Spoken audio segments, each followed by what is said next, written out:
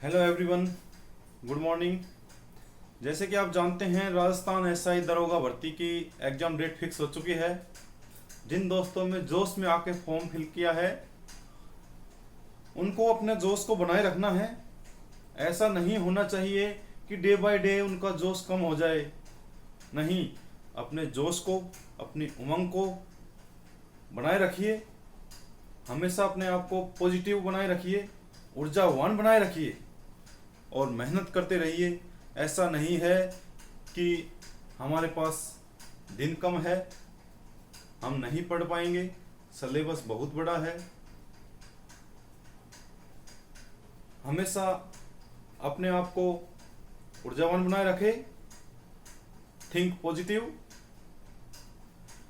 Everything is possible, nothing impossible.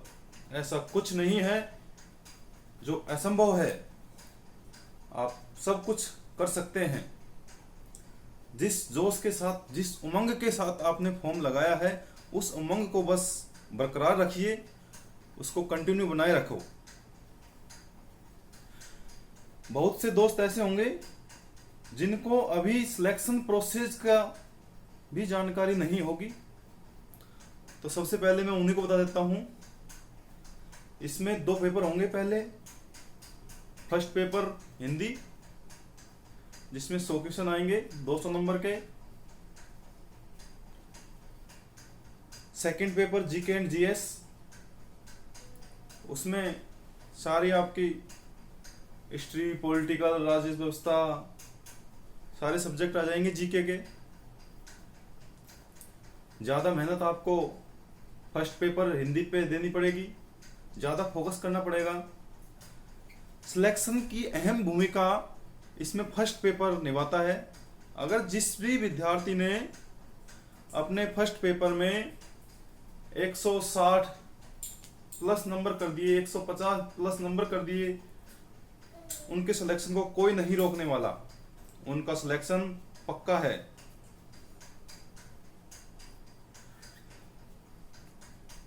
समय को देखते हुए आपको अपना स्टडी प्लान चेंज करना होगा। जिस तरीके से आप पहले सोच रहे थे, आपके पास समय बहुत था, अब एग्जाम डेट फिक्स हो गई है। आरपीएससी ने जैसे ही प्रेस नोट जारी किया है, 22 तारीख को प्रेस नोट जारी किया था, उसमें एग्जाम डेट आ गई थी 4 सितंबर। अब आपके पास लगभग 60 दिन बचे हुए हैं। अगर आपने अपने आप को इस 60 दिनों में ऊर्जावान बनाए रखा, सही लगन से मेहनत कर ली, तो आपके ये 60 साल बदल सकते हैं। आने वाले 60 दिन अगर आपने सही मेहनत कर ली, तो ये आपके अगले 60 सालों को बदल सकते हैं। आने वाले 60 सालों को स्वर्णिम बना सकते हैं। इसलिए अपने आप को ऊर्जावान बनाए रखो और मेहनत करते जाओ।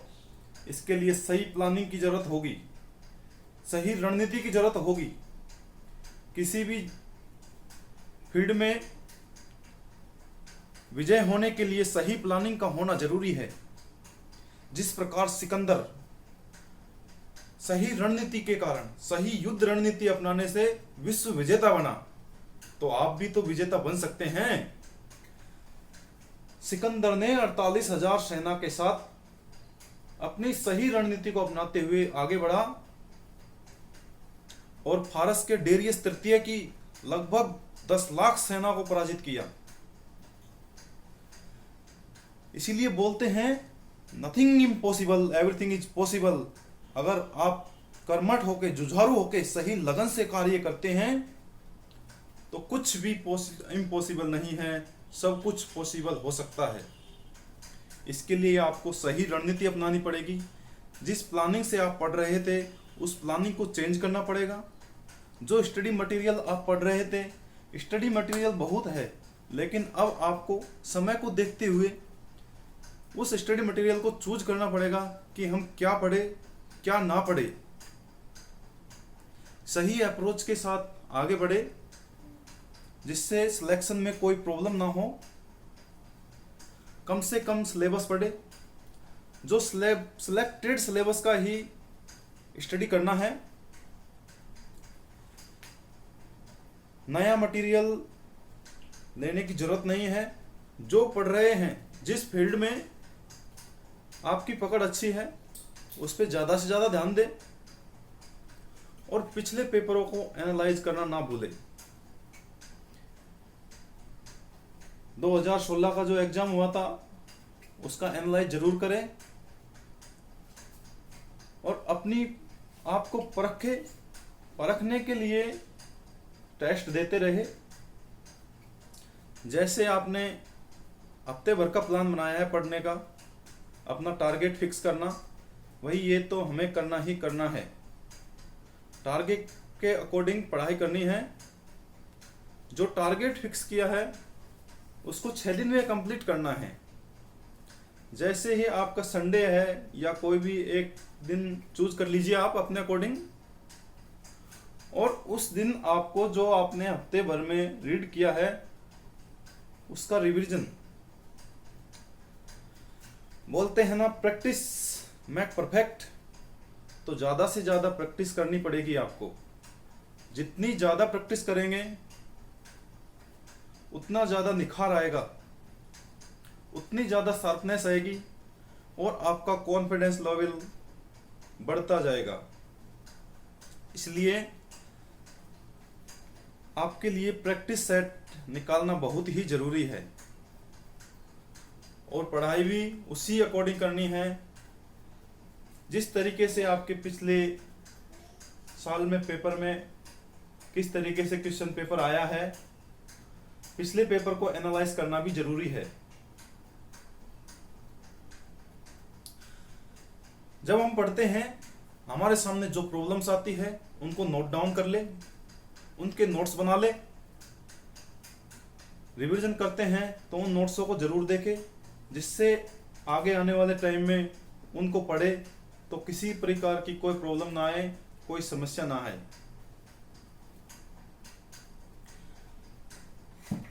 अब 4 सितंबर को ध्यान में रखते हुए अपने एग्जाम की प्रिपरेशन करते रहे, आगे बढ़ते रहे। एक बात का हमेशा ध्यान रखना, जिस उमंग के साथ, जिस जोश के साथ आपने फॉर्म लगाया था उस जोश को कभी कम ना करें, उस जोश को बनाए रखें। पुराने पेपर एनालाइज करें, जैसे कि पिछले पेपरों में किस तरीके से क्वेश्चन आए हैं, किस पार्ट से कितने क्वेश्चन आए हैं और आपका जो पार्ट स्ट्रांग है उस पर ध्यान रखें। जैसे पिछली एग्जाम में राजस्थान की हिस्ट्री से लगभग 5 क्वेश्चन आए थे और राजस्थान की कला संस्कृति से लगभग 6 क्वेश्चन आए थे। राजस्थान भूगोल से लगभग 5 क्वेश्चन आए थे। भारत एवं विश्व के भूगोल से लगभग 14 क्वेश्चन आए थे। राजस्थान की इकोनॉमी इससे लगभग 6 क्वेश्चन आए थे और भारत की इकोनॉमी इससे अप्रोक्सीमेटली 9 क्वेश्चन के आसपास आए थे।